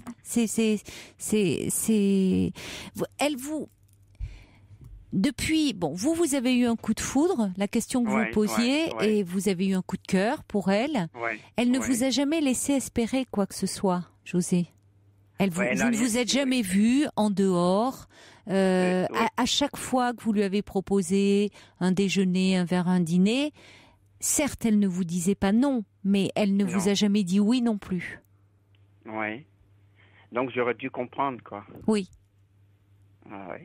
Mais vous étiez aveuglé par votre désir, par votre passion. Ouais. Mais ça ne veut pas dire qu'elle vous a encouragé. D'accord. Vous voyez, parce que elle vous disait non à vos cadeaux et vous lui imposiez en lui mettant dans le sac. Et par correction, par délicatesse, je dirais, elle ne vous les ramenait pas. Parce que vous auriez pu mal le prendre. Vous lui offrez un cadeau et elle vous le rend. Voyez, mais bon, ça ne veut pas dire... vous vous imposiez là. Vous lui imposiez quelque chose. Et vous dites d'ailleurs vous-même que elle a toujours été très gentille avec vous, très sympathique, très courtoise, ce qui veut dire qu'elle a de l'estime pour vous, qu'elle vous apprécie, qu'elle vous trouve certainement très sympathique, très avenant, qu'elle a plaisir à être avec vous, mais en tant que collègue. D'accord. Et que elle, effectivement, n'éprouve pas ces sentiments et ce désir que vous ressentez. Et ça, vous savez bien, José, que c'est pas quelque chose qui peut se commander. D'accord. Parce que vous-même, pendant toutes ces années où vous n'étiez pas bien, vous croisiez des femmes. Vous en avez croisé, certainement des séduisantes, des femmes qui auraient pu vous plaire. À ce moment-là, vous ne voyiez personne. Personne. Voyez, vous étiez fermé à tout. Bon. Donc c'est pas quelque chose qui décide. Même si on a quelqu'un qui se montre plein de gentillesse, qui plein d'attention, si nous, si vous aviez une femme une autre de vos collègues qui vraiment fait tout pour vous séduire, qui vous met des petits cadeaux et tout ça, si vous ne ressentiez pas de désir et pas de sentiment amoureux, vous pouvez pas le provoquer. D'accord. Oui, c'est vrai que je pensais que, les cadeaux, je savais que je pouvais pas l'acheter, mais le fait que j'étais très, très, très, très gentil avec elle, et que, d'ailleurs, comme elle maîtrise mal la langue française, donc je l'ai beaucoup aidé, elle était très désespérée à un moment donné, et je l'ai beaucoup aidée moralement pour tenir, quoi. Mais c'est pour ça, je pense qu'elle vous apprécie. Elle vous apprécie, elle a de l'estime pour vous et c'est pour ça qu'elle vous a jamais envoyé balader ou qu'elle n'a jamais dit « Oh, ça suffit maintenant ». Parce qu'elle n'avait pas envie de se fâcher avec vous. Pour autant, voyez, c'est pour ça qu'elle esquivait. Mais vous auriez dû comprendre à ce moment-là. Parce que pour le coup, vous n'avez pas été très délicat avec elle. Vous lui en voulez aujourd'hui parce que vous réagissez en homme jaloux. Bon, mais après tout, elle a un désir pour cet homme qui vient d'arriver, ça les regarde. Et ça ne regarde qu'eux. Ouais. Personne n'a à être au courant de ça. Parce que si vous vous faisiez les 100 pas dans le couloir, mais enfin, voyez, vous auriez pu vous épargner ça. Bon, à ce moment-là, vous contrôliez plus rien, mais pour autant, voyez, n'allez pas en parler ou quoi que ce soit, parce que ça serait dénoncé. Et ça, c'est pas... Non, mais elle m'a d'ailleurs, elle m'a envoyé beaucoup d'SMS parce que je crois qu'elle a peur. Oui, et j'espère que et j'espère que vous n'allez pas jouer là-dessus. Non. Bon, non, voilà, bon, ça va. Jamais. C'est réglo. Voilà, c'est parce que ça n'appartient qu'à eux. Voyez, c'est parce que vous les avez suivis et espionnés que vous vous êtes rendu compte de ça. Bon, et c'est là où vous êtes malgré tout réglo, c'est que vous n'allez pas jouer là-dessus en balançant, en dénonçant. Bon, votre mouvement de colère est passé parce que cette femme, elle vous appartient pas. Elle vous avait rien promis. Hein? Oui, c'est vrai. Bon. Elle m'a rien promis.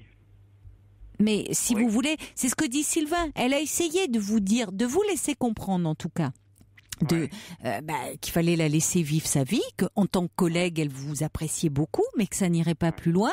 Mais vous n'avez pas voulu le voir à ce moment-là.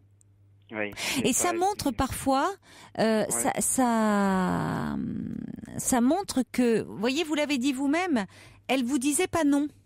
Alors comme elle vous disait pas non, pour vous, c'était peut-être qu'un jour elle va dire oui. Et ça montre que parfois il faut vraiment être clair, mais il faut vraiment dire non. Mais je vais vous dire une chose, José, c'est que parfois, justement, par délicatesse, et parce que si là vous êtes collègues, vous travaillez ensemble, vous êtes dans le même bureau, vous vous croisez tous les jours, elle avait pas envie de se fâcher avec vous. Et donc, elle devait espérer que vous finiriez par comprendre. D'accord. Alors, vous avez arrêté pour les cadeaux, mais pas pour le reste. Arrêté. Et c'est vrai qu'à la fin, ça devient lourd et pesant et oppressant. D'accord. Voyez, il faut savoir. Alors, le positif de cette histoire, parce que comme dit Cathy, il faut dédramatiser maintenant. Bon, voilà, la colère est retombée, c'est passé. Elle a rien fait contre vous. Voyez, il faut arrêter maintenant. Ça va vous permettre, là, vraiment, au moins, vous dites que vous n'avez plus de désir pour elle. Ça fait retomber les choses, alors que jusque-là, vous étiez encore dans l'espoir. Bon, le positif, c'est que pendant toutes ces années, depuis 98, depuis votre séparation, vous étiez bloqué, enfermé, anesthésié, vous vouliez plus à nouveau prendre le risque d'aimer. Ça montre à travers cette collègue qu'il y a quelque chose qui s'est débloqué. Oui, je pense, J'étais surpris de mon comportement, J'étais très surpris parce que j'avais réussi à canaliser tous ces sentiments. Je ne faisais que mon travail, quoi. Voilà. Oui, mais c'est pas mal parce que je veux dire, pour vous, c'est que ça montre qu'il y a quelque chose qui s'est à nouveau réveillé et que vous avez à nouveau envie de tomber amoureux et de vivre une histoire. Ça, c'est plutôt positif. Bon, avec elle, c'est pas possible, vous l'avez compris, parce que elle ne partage pas vos sentiments. C'est vrai que c'est toujours, on est toujours un peu déçu quand on a un coup de cœur comme ça, quand on a de voir que c'est pas partagé. Mais vous savez, José, ça arrive à tout le monde à un moment ou à un autre. Ça, d'avoir un grand coup de cœur pour quelqu'un et puis de se rendre compte que c'est pas partagé. C'est comme ça. Mais ça veut pas dire qu'un jour vous allez pas rencontrer une femme qui à nouveau va vous trouver très intéressant, charmant et qui va vous aimer. Donc bon. Mais une petite question, excuse-moi de vous interrompre. Comment elle fait comme si rien ne s'était passé, quoi? Comment depuis les 17 que je les ai vus là. Heureusement, vous imaginez. C'est normal, José, elle est un peu gênée.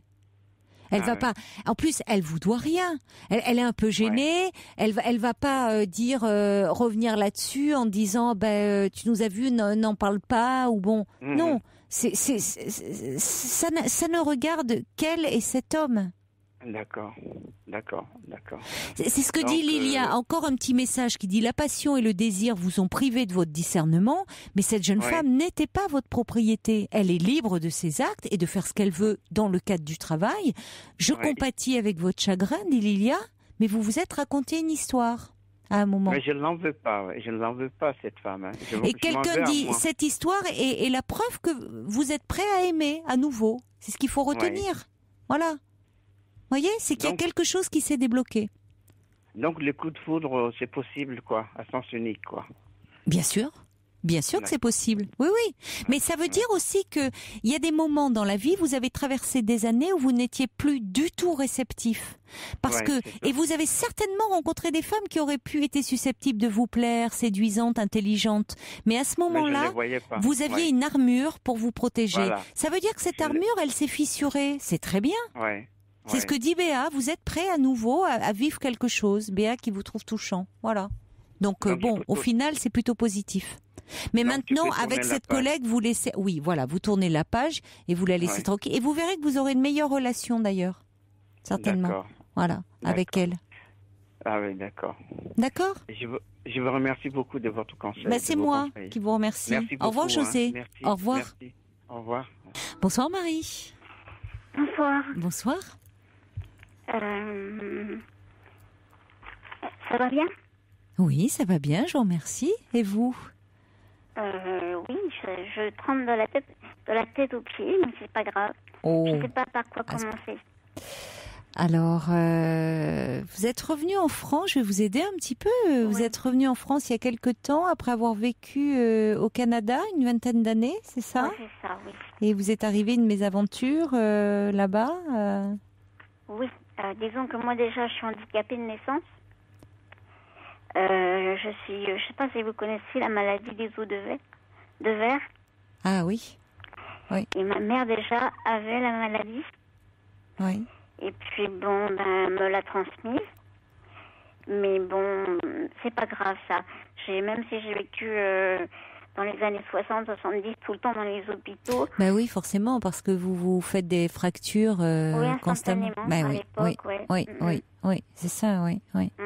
Mais là, ça et aujourd'hui, on la prend mieux en charge Ah non, ils n'ont pas trouvé du tout. Non, hein, c'est ça. Donc parce que vous dites dans les années 60, vous étiez beaucoup dans les hôpitaux, mais aujourd'hui, ça veut dire un peu moins. Vous faites toujours des fractures spontanées? Non, c'est fini là. C'est fini, d'accord. Ils m'ont opéré, ils ont mis des clous. Bon, ils ont fait comme ils pouvaient. Oui, de consolider votre squelette, oui. Voilà, oui, ils ont mis les os à peu près droits. D'accord. Et puis bon, mais moi, disons que je finis un peu trop tard. Maintenant, ils font des clous télescopiques. Oui, d'accord. C'est-à-dire que moi, j'ai une cousine, elle a continué à grandir normalement. Ah oui, d'accord. Les clous consolident les os. D'accord. Et avant, ça consolidait les os, mais ils ne pouvaient plus grandir. C'est bien que je reste une personne de petite taille. Oui, bien sûr, ça joue sur la croissance. Oui, je comprends. Oui. Mais donc, ils ont fait des progrès dans quand même. Ils ne peuvent pas encore guérir, ils ne savent pas, mais en tout cas, au moins les gens peuvent poursuivre leur croissance et il y a moins de fractures pour certains. Spontanées. Pour ça certains. dépend du stade de la maladie aussi. Enfin bon, c'est pas grave. C'est une maladie terrible, oui. Enfin, c'est pas grave. Oui, non, mais bon, il y a plus grave que ça. Parce que j'ai eu une mère fantastique qui venait me voir à l'hôpital Necker. Et à l'époque, il n'y avait pas de TGV. Elle aurait passé bientôt plus de temps avec ses béquilles et le reste dans les trains, les bus, les métros, par n'importe quel temps, pour passer seulement 1 heure ou 2 avec moi.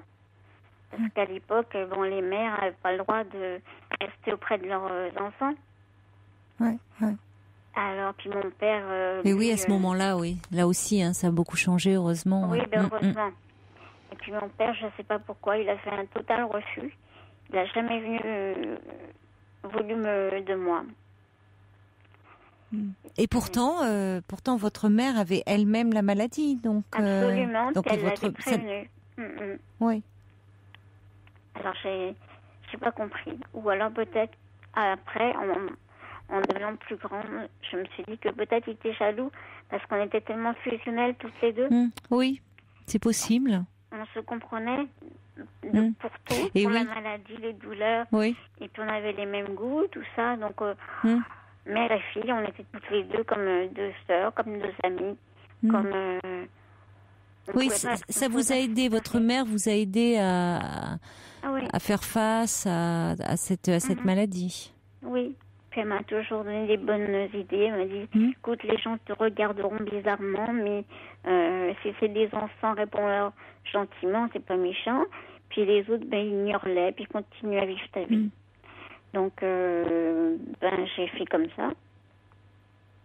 Oui, elle pouvait vous transmettre, ayant elle-même vécu, étant passée par tout ça. Oui, et puis, oui, elle était fantastique. Puis la vie a passé, j'ai fait des études, j'ai travaillé, j'ai perdu mon emploi, justement parce qu'on a changé de boss, quoi, de directeur, au bout de 7 ans. Oui. Et puis, quand il m'a vue, il a été voir la directrice, puis il a dit, j'en veux pas. Je ne veux pas d'une handicapée dans mes bureaux, ça n'est pas beau. Oula. Oui, mais ça, c'est... Enfin, je veux dire, ça... Ouais. Il y a quand même une loi sur le handicap et autres. Il n'y a pas eu possibilité de faire un appel. Il n'y a pas eu de témoin de ça. Il n'y a pas eu le fait qu'on vous... Tous les deux dans leur bureau. Après, ils m'ont appelé et puis ils me l'ont dit.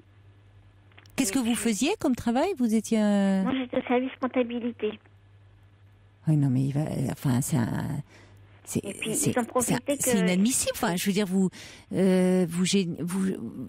en quoi ça le gênait? Vous étiez au service comptabilité parce que... Je sais pas, parce qu'en plus, je pouvais marcher.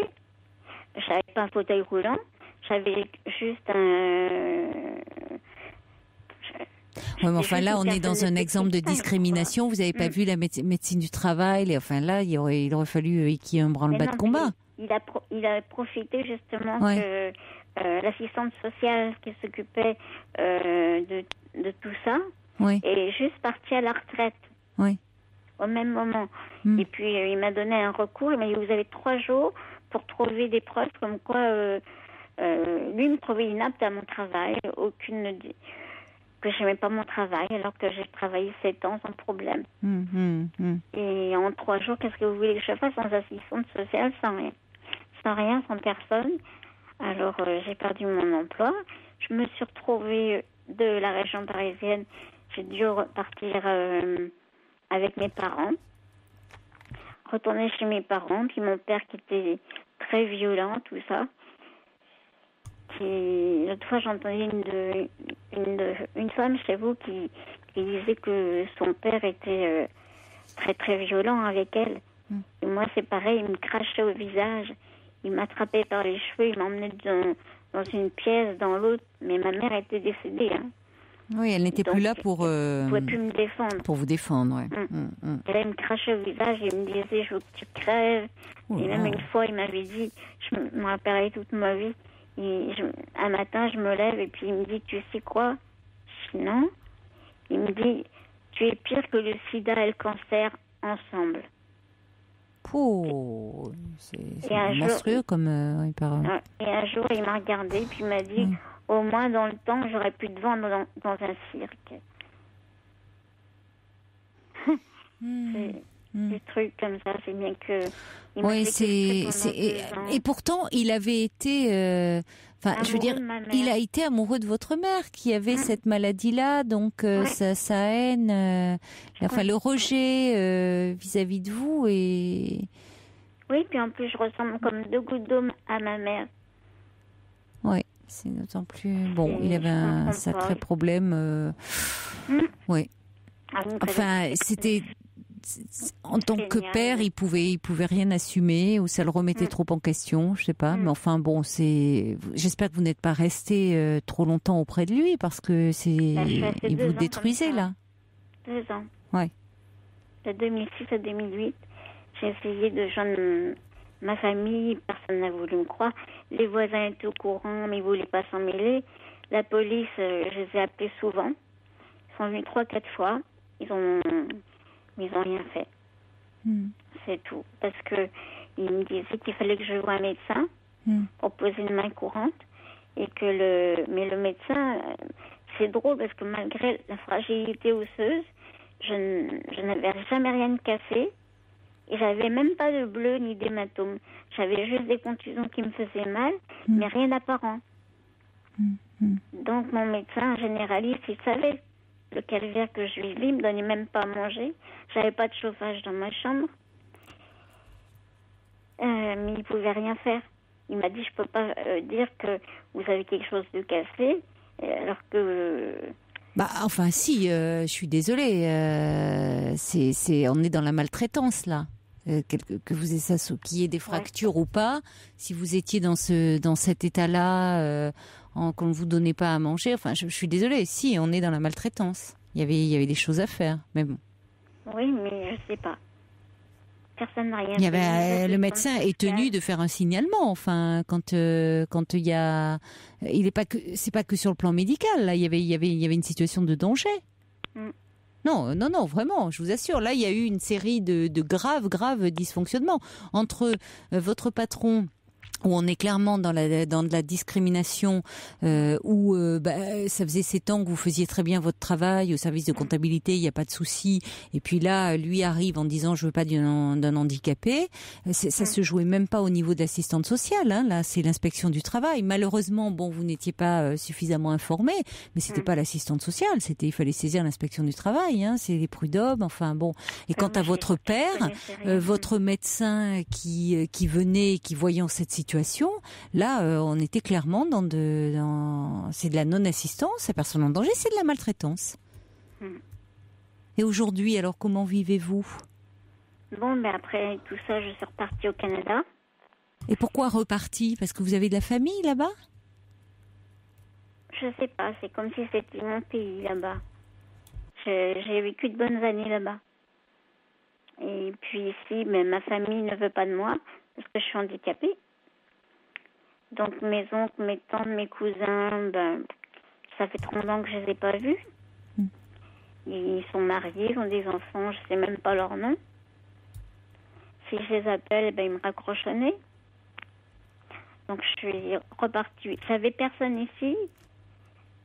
Je me suis dit, plutôt que d'être ici, puis la vie est moins chère là-bas aussi. Parce qu'on paye pas l'eau, on paye pas l'électricité. Alors qu'ici, c'est très très cher. Donc, je suis repartie. Même le médecin m'a dit, non, je veux pas que vous partiez, parce que je tenais plus debout, j'ai pas le choix. Si je reste là, dans 3 mois, je suis morte. C'est tout. Ou il va me tuer, ou je me suicide. Donc, vous avez bien fait de partir ? Je suis partie avec mon chien et mes bagages. Et je me suis retrouvée à Montréal toute seule, et c'est là que je suis tombée, je cherchais un appartement. Et je suis tombée sur des gens qui avaient l'air très bien, qui avaient l'âge de mes parents, et qui m'ont loué un appartement, pas trop cher. Puis au début, ils ont été vraiment charmants. Moi, je les ai considérés comme ma famille. Et ils me donnaient des meubles d'occasion qu'ils trouvaient. Ils me faisaient mes courses. Mais moi, je me suis pas rendu compte, c'est que le dimanche, puis tous les dimanches, puis tous les mercredis, il fallait aller à la prédication, qu'une prédicatrice qui, soi-disant, aurait vu Jésus vivant, prêcher la parole. Oui. Elle avait 96 ans, tout. Puis quand je suis arrivée là, tout le monde était gentil. Mais honnêtement, la première fois que je les ai vus, je me suis dit, on se croirait dans la petite maison dans la prairie. Parce que toutes les femmes étaient habillées pareil. Ah oui. Pas de bijoux, pas de maquillage, les cheveux gris. C'était style Amish. La petite maison dans la prairie, je comprends, vous vous êtes dit, c'est avec Laura Ingalls qu'on rentre dans la prairie. Bon, c'est vrai que ça nous a tous fait rêver, cette image de famille idéale. Charlie Ingalls, la maman qui faisait les gâteaux. Bon, c'était, il fallait pas trop Nelly Olson, qui était la chippie. Bon, mais voilà, dans la vraie vie, ce que vous décrivez, et puis surtout cette dame qui prétend avoir vu Jésus-Christ vivant à 86 ans, vous voyez, ça pose question, là. Ça faisait très mouvement secte, là, non ?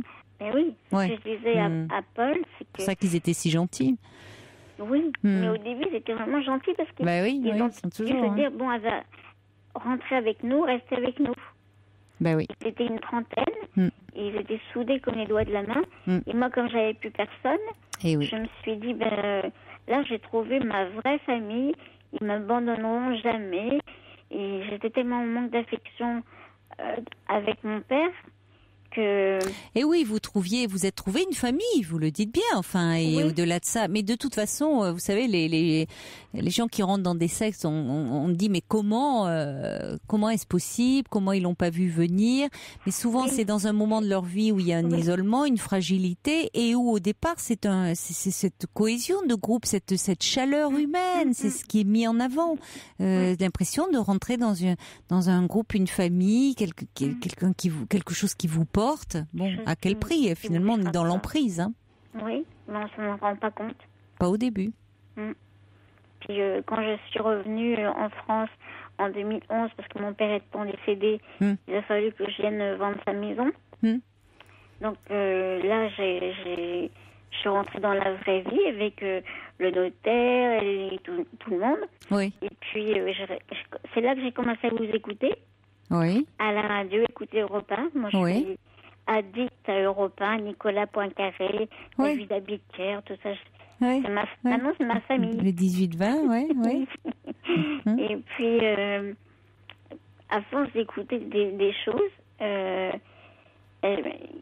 me suis comme réveillée. Mais par contre, je suis quand même retournée là-bas.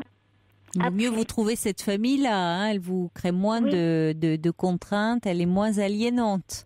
Vous pouvez, quand vous en avez marre, si on vous ennuie, s'il y a des choses qui vous plaisent pas, vous pouvez, vous tournez le bouton et voilà. Alors que c'est plus difficile, hein, dans un mouvement sectaire, ouais. Et donc je suis repartie quand même à Montréal. Et puis, mais moi j'avais changé, parce que j'étais restée 1 an ici. Donc j'avais changé. Mais je les aimais toujours. Ça n'avait rien changé avec le fait que je les aimais toujours, que je les considérais comme ma famille, et puis que je continuais quand même à aller tous les dimanches à la prédication. Oui, mais vous n'avez pas quand même, vous les aimiez toujours certes, mais enfin, vous aviez pu prendre de la distance en revenant en France, en prenant conscience de certaines choses. Vous n'êtes pas dit, je vais me rejeter dans la gueule du loup, là? Pas au début, pas les 2-3 mois. Et qu'est-ce qui fait que vous en êtes sorti? Parce que qu'est-ce qui fait qu'à un moment vous vous êtes réveillé, que vous vous êtes rendu compte que quand même il y avait trop d'emprise là? C'est parce que justement j'ai rencontré une jeune, Rosanna, vénézuélienne. Elle, par contre, c'est le rayon de soleil. Elle souriait tout le temps. Et j'avais envie de lui parler. Puis le Noël où j'ai passé là-bas, elle était justement à côté de moi à table. Et on s'était jamais parlé vraiment parce que on n'avait pas le droit de se parler entre nous. Si on n'était pas de la même famille, si on n'avait pas été recrutés par les mêmes. Je sais pas si je suis bien claire. Bien sûr. Hein, c'est comme des noyaux. Puis on leur appartenait. Donc Rosanna appartenait à une famille. Oui, on voit un peu le fonctionnement. Voilà, c'est ça. Oui, mais tout est très cloisonné. Les uns entre les autres. Ça fonctionne sur le principe de l'exclusion après, hein, évidemment, parce que en vous parlant, vous êtes plus forte aussi. Hein. C'est ça. C'est là que on s'est ouvert les yeux l'une et l'autre. D'accord. Ouais. Elle, ça a duré 3 mois. Ouais. On a échangé vite fait, moi, parce que j'avais mes 2 à côté de moi, là, mes 2 soi-disant parents adorés. Alors j'ai dit à Rosanne, donne-moi tout de suite, parce que je commence à me réveiller, j'ai dit, donne-moi tout de suite ton numéro de téléphone. Mais je devais repartir en France pour finaliser la maison de mon père. Et je lui ai dit, mais je te promets, on va rester en contact. J'avais l'impression que toutes les 2, on pouvait s'entraider. Ce que vous avez fait. Vraiment, oui. Alors elle m'a griffonné son nom sur un bout de papier, je l'ai mis dans mon sac, et hop, est arrivée ici. Je lui ai écrit une carte, puis elle était aussi dans la secte. Première chose qu'elle fait, elle téléphone à la prédicatrice qui a vu Jésus, puis elle lui dit, oh, je suis contente, Marie m'a écrit. Bon, et parce que il faut qu'on avance un peu. Oui, aujourd'hui, donc vous êtes rentrée en France. Vous êtes toujours en contact avec cette jeune femme là, avec elle, avec Rosanna. Vous allez mieux. Vous êtes sortie de tout ça parce que c'est difficile de se libérer d'une telle relation d'emprise. On sent que vous avez besoin d'en parler. Est-ce que vous êtes accompagnée? Est-ce que vous avez contacté, je sais pas, des associations telles Lunettes Filles qui s'occupent justement des personnes qui, comme vous, ont été victimes de secte ou pas Non, je connais pas. Non, on pourra vous donner parce que c'est une association qui fait un travail remarquable parce que c'est une petite structure et face à des sectes et avec tout le pouvoir qu'il y a derrière, c'est vrai qu'on peut les contacter. Vous avez Internet ?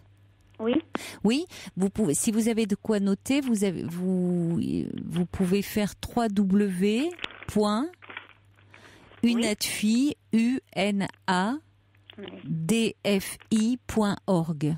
www.unadfi.org. C'est l'Union nationale des associations de défense des familles et de l'individu victime de sectes. Il y a un téléphone aussi, qui est le 01 44 92 35 92. 01 44 92 35 92. Donc vous pouvez les contacter, expliquer un peu votre histoire parce que ils pourront peut-être vous donner, je pense que de toute façon ça peut vraiment vous aider de pouvoir en parler parce qu'on sent évidemment, ça s'est passé quand là, vous êtes revenu quand du Canada? Au mois d'octobre. Oui, c'est normal, c'est encore très récent. Donc c'est compliqué de se détacher d'une emprise parce que c'est vraiment un phénomène d'emprise. Ah oui, parce qu'on n'avait pas le droit d'avoir la télévision. Oui. Ni Internet, même de lire un magazine. Voilà. Il fallait qu'on soit tous habillés pareil. Et oui, après, c'est vraiment plus de contact avec l'extérieur. L'extérieur qui est présenté. Même pas parler aux voisins, rien du tout. Et non, parce que justement, ça ne peut fonctionner que quand on est dans le repli complet et dans la paranoïa. L'extérieur est présenté comme dangereux. C'est très paranoïaque comme fonctionnement. Donc, je pense que ça pourra vous aider de contacter cette association, de pouvoir en parler. Je pense qu'il y a peut-être des groupes de parole ou en tout cas vous orienter vers des thérapeutes. Oui, mais c'est ce que je disais à Paul, c'est que maintenant, je n'arrive plus à faire confiance. Oui, c'est normal, c'est-à-dire que au bout d'un certain, après ce que vous avez vécu, c'est forcément normal que vous ayez beaucoup de mal à faire confiance, puisqu'ils ont misé sur le fait que vous étiez en manque à ce moment-là, de votre mère vous manquait, vous n'aviez plus de famille, et ils ont joué apparemment ce rôle de famille, mais derrière c'était cette secte qui prenait complètement le dessus sur vous. Donc il faut que vous appreniez à vous refaire confiance à vous et petit à petit ça va revenir, mais ça nécessite vraiment un vrai travail. Donc appelez-les vraiment, Marie, et vous allez voir, je suis certaine qu'ils pourront vous aider. Bon courage à vous, Marie. Au revoir. Bonsoir Françoise. Bonsoir ma petite Caroline. Je suis très très heureuse de vous avoir. Ah écoutez, moi aussi. J'avais déjà participé à votre émission en tant que médecin qui donnait des conseils à vos petits correspondants. Mais là je voulais correspondre avec vous pour justement parler de Christophe. Oui, Christophe qui nous appelait pour sa fille, qui a des problèmes, des troubles de comportement. Troubles de comportement. Donc, moi, ce qui m'inquiète beaucoup, c'est que sa fille a 14 ans. Et à 14 ans, c'est un âge difficile et qu'il faudrait qu'il accepte, et sa femme accepte surtout, de la faire suivre. Parce qu'après, ça va la marquer toute sa vie. Et surtout aussi qu'il fasse éventuellement suivre sa femme, parce que ça risque d'être plus dur, parce que autant Christophe, lui, je trouve, est un père, il est formidable, il est très à l'écoute. Génial. Ah oui, c'est génial. Et je trouve que ça, c'est même, moi, pour le coup, je suis assez confiante quand même par rapport à la petite, parce que on sent qu'elle peut s'appuyer sur ce père. Il est génial, mais ce qui serait bien, c'est que la mère accepte que la petite soit soignée. Parce que pour l'instant, j'ai pas l'impression que ce soit le cas. Ah non. Enfin, Parce qu'il y a du soigner, tout. c'est peut-être un bien grand mot, parce que a-t-elle besoin d'être soignée? Mais en tout cas, de parler là Un qu'elle est en thérapeute, difficulté. Oui, très bien. Oui, elle est en difficulté. Qu'elle est en difficulté Et- dans la relation et que c'est pas du tout honteux. Mais j'aimais bien ce qu'il disait, parce que je pense qu'il y a beaucoup de parents qui sont dans ce cas. Enfin, on a les deux excès. Il y a ceux qui, au moindre petit chose, se sentent plus légitimes dans leur rôle de parents et s'en remettent un peu à tort et à travers à des spécialistes. Mais après tout, bon. Et puis Oui, il y a mais à dans ce cas-là, l'inverse. oui. À l'inverse, il y a des parents qui, c'est honteux de consulter, comme si justement ils non. étaient défaillants dans leur rôle de parents. Ah non, c'est pas honteux de consulter parce que là, il y a une origine aussi. Hein. Mm. Il y a une origine, c'est la mort de ce chien que la maman vénère en fait en mettant Oui. des bougies tous Oui. les soirs. Non, Je trouve qu'il y a quelque chose qui est un Ça peu, va je suis pas, d'accord là. avec vous, qui est problématique. C'est problématique. Mm. Et donc peut-être voir avec des petites consultations pour la maman aussi. Il y a quelque chose autour du deuil, de la séparation qui est problématique, parce qu'autant la jeune fille, c'est un chien qu'elle a toujours connu, et qu'elle appréhendait beaucoup, et la mort du chien et autres, mais que la maman, 6 mois après, cet hôtel, ces bougies, il y a quelque chose, certainement, elle parle d'une autre mort, d'un autre deuil, et c'est vrai que ça mériterait d'être accompagné. C'est peut-être pour pas ça le qu'elle a deuil du peur chien. d'y aller. Je suis d'accord Oui. avec vous. Ouais. C'est Ouais. peut-être pas la mort du chien. Ouais. Oui, Non, je suis d'accord. Oui, Merci beaucoup, Françoise. Je vous embrasse, Caroline. Moi aussi, je vous embrasse. Au revoir. Merci. Au À bientôt. revoir. Au revoir.